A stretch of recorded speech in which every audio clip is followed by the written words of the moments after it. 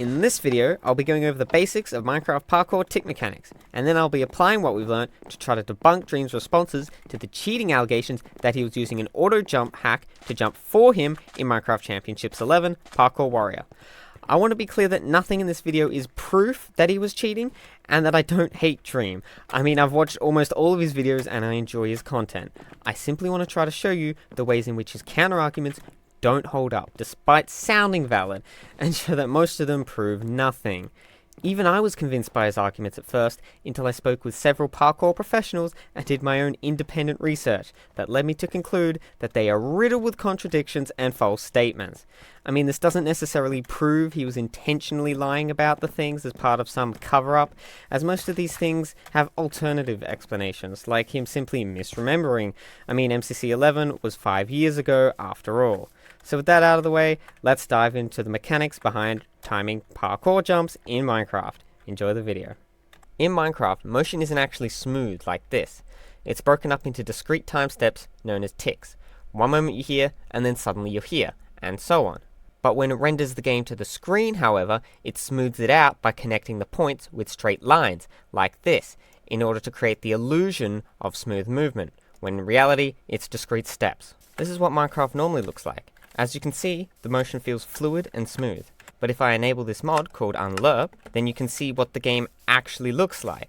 And as you can see, it's a jittery mess. You may have heard of a tick perfect jump before. That's where you press space within the final tick before you would end up walking off and falling. Minecraft works in 20 ticks per second. A tick is 50 milliseconds. Most people mistakenly think that that means this is just as simple as hitting space within a 50 millisecond window. But that's not quite true, because the tick window itself moves randomly between jumps. Let me explain. Let's say we have a Minecraft player running up to a cliff, where the horizontal axis here will again be time in ticks. Notice how depending on where you start running from, you can get different tick phases, which looks like this. You might think it's strange that I'm putting the timing window out here, because you would probably think, don't you want to press space before you walk off the cliff? But actually, you get a single tick where you can float mid-air before you fall, because cartoon logic, I guess. Yes, that's right, there's a single tick where you can float and you only fall on the next tick. And interestingly, you can still jump during this tick. As if you're, essentially if you're on air whenever you jump, because that means it's a elastic jump. So the very definition of a tick perfect jump is jumping while mid-air. And interestingly, the way that auto jump hacks work is that they detect for when you're floating mid-air, but you're still allowed to jump. And then they just jump. It's as simple as that. So to be clear, just hitting a 50 millisecond window on its own isn't even that hard. You could put your dog on your setup and it would hit this jump just fine, right? I mean, that was clearly just a joke, but I decided to try it out just for fun. And if you put it in, look, like 19 milliseconds. That means my dog can hit a 50 millisecond window 81% of the time. And this is why it's so frustrating to see people say things like, as a Geometry Dash player, this whole argument is so silly. In Geometry Dash, 50 milliseconds is a long window. In games like GD, you have to hit way faster timings than that. But as Sandwich Lord says, unfortunately, Geometry Dash and Minecraft do not work in the same way fundamentally. How are tick perfects seemingly super hard, but Geometry Dash pros hit frame perfects, which is like 8 ms for 120 FPS frame perfects, and no one says anything. So I think it's because there's a misconception. The way it works is that Minecraft has ticks, which is 50 ms, right?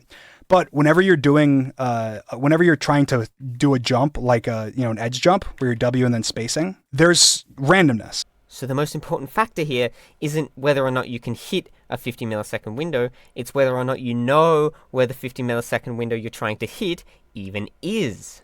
If you know where the window is, this is known as a visual jump, because you can use something on screen, known as a visual cue, to be able to tell where the window is. Otherwise, if you don't know where the window is, then this is called a non-visual jump, and it pretty much just comes down to random chance. Due to Minecraft's linear interpolation, if you're running in a straight line, you pretty much can't see the tick boundaries. However, if you have a sudden change in direction, then they become visible. So if you want a good visual cue, you'll typically look at a sudden change in direction. You can remove a lot of that randomness because you can visually kind of see the game ticking. Like when you move, when you walk forward, when you sprint, when you jump, you can see that all happens within the ticks. When you're sitting still, it is harder to hit jumps versus when you're moving, because when you're moving, you can kind of see the rhythm of your movement, and know when ticks are moving. Hitting one tick jumps while stationary is a lot harder to time and massively increases your odds of missing due to randomness. And honestly, whether you hit all of them tick perfect or not, just kind of comes down to the rhythm of it. And here Dream has pointed out the other important factor to making tick perfect jumps, rhythm. Because if you hit one of the jumps and then you wait a certain number of ticks and then you hit again, you'll be in phase with where you started. And therefore, you're much more likely to hit the window again. If you hit one of them, you're more likely to hit all of them or the next couple. You see how I hit all those last 4 even though I missed the first one, right?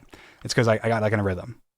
So by now you should hopefully understand the basics of parkour tick mechanics and the fact that the two factors that contribute to making tick perfect jumps are visual cues and rhythm.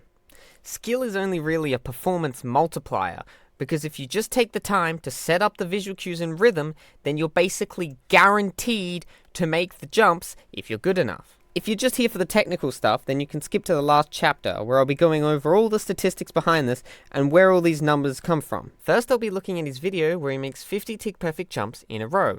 Then he proceeds to start doing them with his foot just to show off. But this isn't actually as impressive as you might think. That's because these jumps have both factors.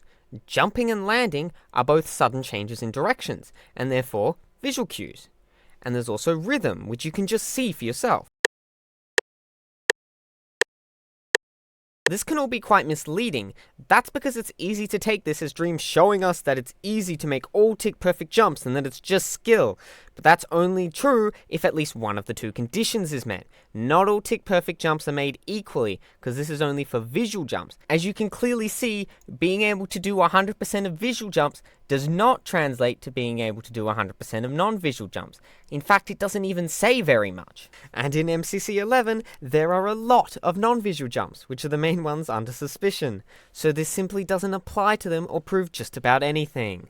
Even if this did prove anything, which it doesn't, then it's like saying, oh, look at this footage of me playing Block Sumo legit. That's proof of me not getting banned 5 years ago. Okay, look, that was for exploiting this bug I found that lets you totally cheese the game and just camp. Being able to do easy visual jumps now, while you're free to cherry pick the best run, doesn't mean anything if we're talking about non-visual jumps done in the past during a live event. Whoa! This is worthless. It's less than worthless, my boy. Next, let's look at the Salmon Ladders, or the Final Tower, or 8-3, whatever you want to call it. In this section, you have to complete 15 tick-perfect jumps. But you may be wondering, how do we know that they have to be tick perfect? There's a block above your head, which means if you jump one tick too early, you bonk your head and you fall. And if you jump one tick too late, well, you also fall. So like Goldilocks, you have to jump just right in order to make the jump. So, in order to make these jumps, you need to not hit your head. So when you jump, you don't want to have anything above you. But if you notice, the blocks above you are aligned horizontally with the blocks below you. So what that means is that to jump with nothing above your head, you need to jump with nothing below you. And when can you jump with absolutely nothing below you? On the last tick. That's why these jumps are even possible at all. I mean, it's a pretty cool piece of Minecraft trivia, right? Anyway, we want to be looking out for the two factors when analysing how Dream does the Salmon Ladders in Minecraft Championships. First, let's look at what he has to say about visual cues. I was thinking about it, and I saw people talking about it from a statistical analysis standpoint and being like, you hit a ton of these in a row, and let's say even if you have 5 ms perfect accuracy, that you'll still have a random chance to fail. Like it'll be like 90% or whatever. Because you have if you're standing still, you have no visual cue. What I realized is that even when you're standing still, subconsciously, just think about it. If I'm going to do this jump, I'll go to the bottom, right? What am I doing before I jump that might key me in on the tick timing? Uncrouch. Uncrouching, right? And guess what? Uncrouching happens within the tick loop. Aha, yes, uncrouching is a visual cue because it causes a sudden motion. Now let's look at how he does them in Minecraft Championships. As we can see, Dream is crouching on each jump, greatly increasing his chance of success to basically guaranteed. Psych! That's the wrong number! This is MCC 8. The one Dream's being accused of cheating in is MCC 11. So let's take a look at that instead. Okay, so he crouches for the first jump, and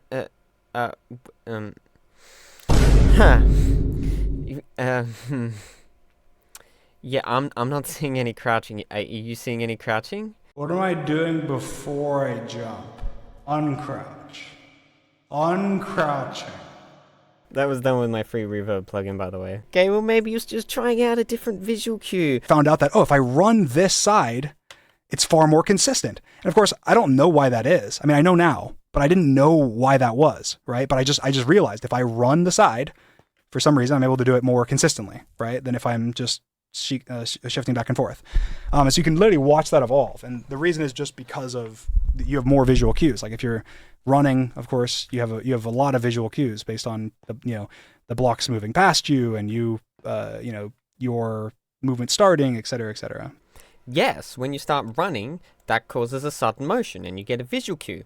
You just need to have enough of a run-up that you actually have enough reaction time in order to use the visual cue. Running start actually increases your accuracy rather than decreasing it, as long as you have some ticks of runtime before you jump. So the question is, what is Dream's reaction time? Yes, so if we're being stupidly generous, we could say that if he has more than 120 milliseconds to react, then he could use it as a visual cue and make the jump. However, in MCC 11, we only see him do a long run-up on 1 out of every 3 jumps. This one's a long run-up, then this one's a short run-up, this one's a short run-up, and this one's a long run-up again, in a loop. And these short run-ups are only 2 ticks long, or 100 milliseconds. That's not enough time to react to the visual cues. He'll be making the jump before his brain has even had time to process the visual cue. So while he does make a valid point, this doesn't apply to 2/3 of the jumps. By the way, this data has been collected and verified by multiple parkour professionals. I'll tell you more about this group later, but you can join in and see the data for yourself. And they're making their own video where they do the math and show just how unlikely it is that Dream makes all 67 non-visual jumps throughout the course of MCC 11. Getting a running start actually increases your accuracy rather than decreasing it, as long as you have some ticks of runtime before you jump. It's actually why when doing the final stage in Minecraft Championship, I run up the course instead of stopping and sneaking at every part. Because despite what it might seem like, timing one key press based on visual cues and muscle memory. I mean, what visual cue is he talking about? I mean, he really is just standing before each jump. So there's no crouching as a visual cue, and for 2/3 of the jumps, his run-up isn't long enough to be used as a visual cue. So for most of them, it looks like there is no visual cue. Timing one key press based on visual cues and muscle memory, the spacebar, is a lot easier than just hoping that your timing is good enough to beat the randomness. Is a lot easier than just hoping that your timing is good enough to beat the randomness. And that's exactly what we see him doing. Hoping his timing is good enough to beat the randomness. The irony. I haven't even talked about rhythm yet because it's just pretty obvious it doesn't really apply here because of how long he's standing and waiting between the jumps. I run up the course instead of stopping and sneaking at every... The way he says run up the course makes it look like he's going fast, which in this clip, yes, he's going fast, but he's going really slow in MCC 11, at least by parkour standards. I mean, come on, if you think that's fast, just look at Sandwich Law's record.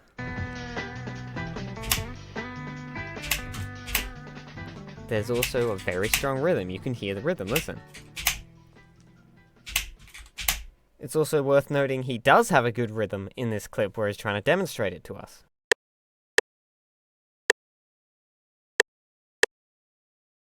Now compare that with MCC 11.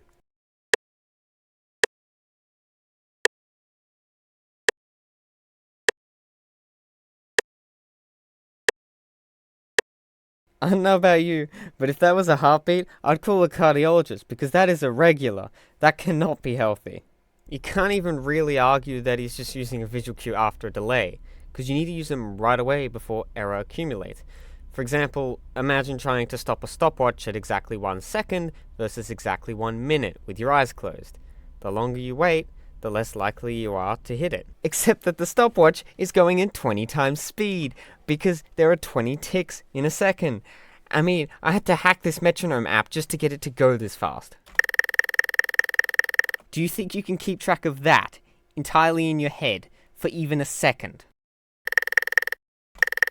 So, to give a quick recap before we move on. This jump requires inhuman precision. Or does it? It does if you're starting from a standstill, but if you're chaining multiple jumps together and have massive run-ups, then it's not inhuman precision, it's actually expected. And when I decided to have a call with some parkourists, they actually told me that there's a technique known as a PESI, which allows you to make these jumps way more consistently. And they even taught me to do it, and I got it a few times. Oh. That's why I said it's like the inversion, if you get what I mean. Oh, okay. That's why it's a negative. It's just notation. Oh, I'm doing it. A lot of people think doing that consistently is impossible. Doing it consistently is impossible for non-visual jumps, but not for visual jumps. Unless you use Pessy, but Dree never even does that. Hand cam hitting 50 in a row with my feet both on the desk, just to be silly. But how? I thought you had a random chance to fail based on tick timing. Well, you do. The further from perfect timing that you are, the higher the odds are that you miss. I'll actually quantify these odds at the end. But hitting one tick jumps while stationary is a lot harder to time and massively increases your odds of missing due to randomness. Because when you're standing still, there's no visual cue to indicate that ticks are passing. And that's just because you need motion to see the tick boundaries. This is the same exact reason why all parkour isn't completely random and you have control over hitting that 4-block jump. If you're a great parkour player and you feel like you can hit 4-block jumps 99.9% of the time, that's why. No, actually, that's not true. I let some parkourists do an early screening of my video, and they told me that they use a technique called force momentum, which allows them to make 4-block jumps basically all of the time without much of a run-up. And when I asked them how it works, they said they'd just teach me. First only in space at the same time without sprint, yes, and then sprint after. Yeah, I thought so. Okay, quicker sprint, okay. Oh! There you go. Oh, I did it, okay.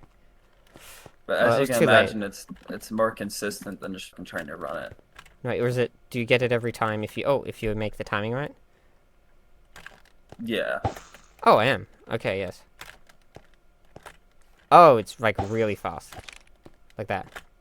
Ah, Yeah, look how consistent you're getting.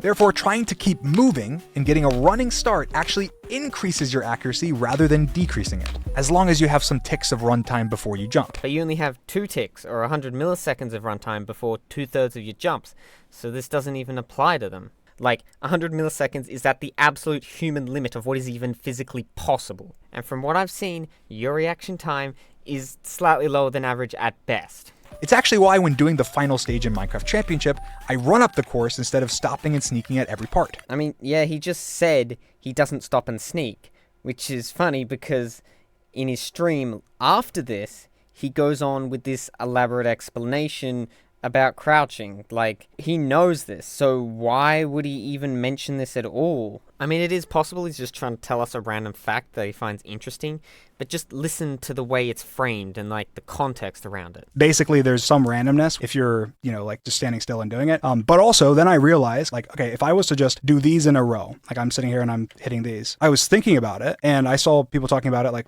from, like, a statistical analysis standpoint and being like, you hit a ton of these in a row, and let's say, even if you have 5 ms perfect accuracy, you'll still have a random chance to fail, like, because if you're standing still, you have no visual cue. What I realized is that even when you're standing still, what am I doing before I jump that might key me in on the tick timing? What's happening? Can anyone guess? Just think about it right before I move and jump. Uncrouching, right? I know, but to me it kind of sounds like he's trying to use this as proof he didn't cheat in MCC 11, despite the fact he wasn't crouching on the way up the salmon ladders. Asian Life says, while I agree that short tick timings, 1 to 2 ticks, can be alleviated with visual cues, I am the world record holder of the most 1 ticks in a row after all, uncrouching for visual cue is simply inhuman to do.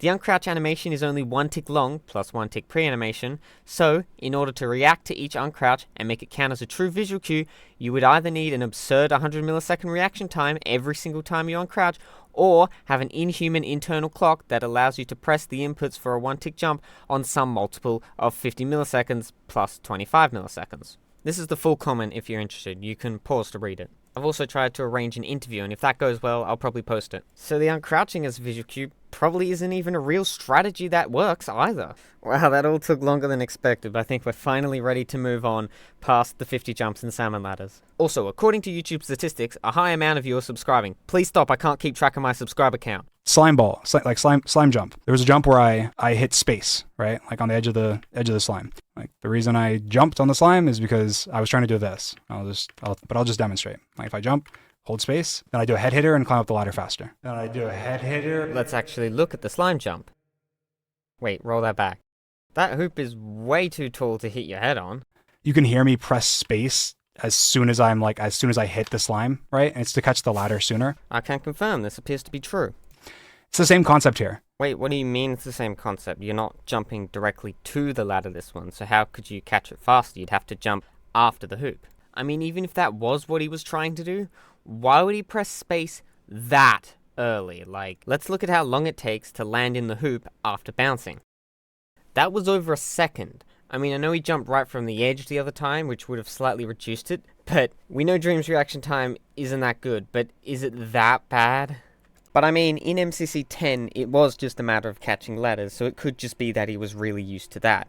But it's still strange just how early he presses space. It's also worth noting that just before the slime jump, he does a normal, short hoop, and he doesn't hit his head in it. In fact, I've never even found an instance of him doing this kind of head hitter in Minecraft Championships. I think it would have made more sense if he just said he accidentally hit space. It's also worth noting that in Karl Jobst's video, he goes over another section where Dream makes a response and debunks it. Dream claims that he looks to the left while strafing to the left, which enables him to perform a one-tick timing jump.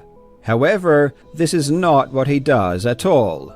This explanation seems to be plucked out of thin air, and doesn't reflect his runs in any way, shape or form. Even in the same video where he attempts to explain his technique, his demonstration does not match his explanation. His demonstration doesn't match his explanation, you say?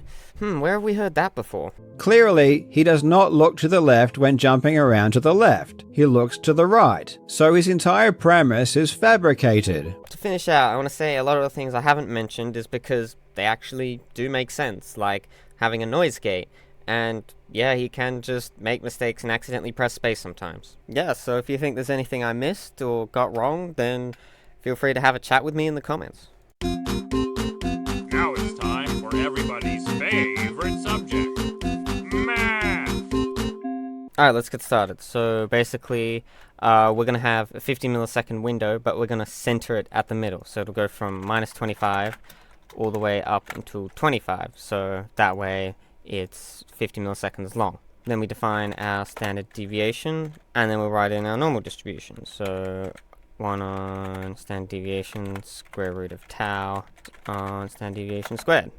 Oh no, that's good. Okay, so the probability that you land in the window, I mean, one way you can do it is you can just literally just integrate the probability density function from there to there, and there you can get a number.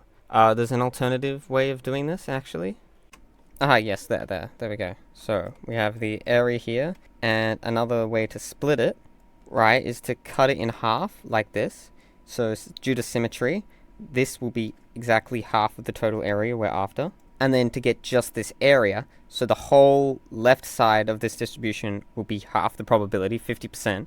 So we can just, like, shoot this out to negative infinity, and then we'll take the cumulative probability from here, and that'll give us the integral from here to here, and then we can of course undo that and subtract the half to get back to here, and then double it to get back to the total. So that'll look like, so we need to double it, and we need to subtract the half, and then we take the normal cumulative density function of, now we need to convert this into a number of standard deviations. So we need to find how many standard deviations 25 is. So we do that by just taking 25, dividing it by the standard deviation, and we should see, yeah, we get exactly the same result. But notice that you can distribute this 2 here, like that, and then we just get 2 times normal distribution cumulative density function of 25 on the standard deviation minus 1. And here, of course, I'm just multiplying it by 100 to convert that into a percentage. So for the non-visual case, here's where things get interesting. So the way you work out this is, watch. So say you hit right in the middle, right? Notice how you hit the window 100% of the time, no matter where it is.